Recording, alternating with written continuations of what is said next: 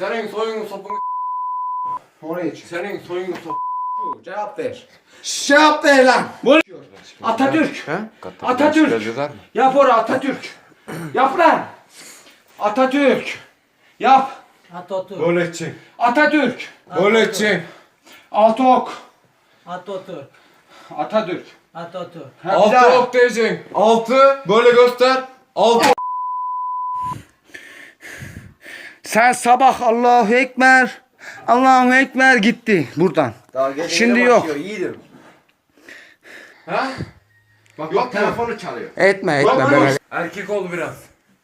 Bana falan çekme sırada mı da. Şşş. Erkek ol biraz. Duydun? Bana bak. Bana bak. Bana bak. Gel.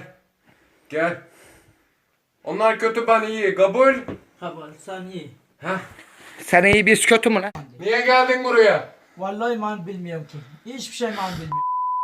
Senin geldin buraya. Berat. Niye geldin? Beni dinle lan. Vurma bir dur bir de. Niye geldin buraya? Berat beni dinlemiyorsun ki. Başka. Tayyip'in. Tayyip'in.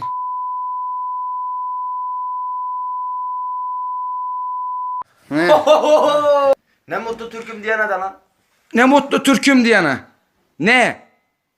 Ne? Atatürk. Ne? Ne? Mutlu Mutlu. Türk'üm. Türk'üm.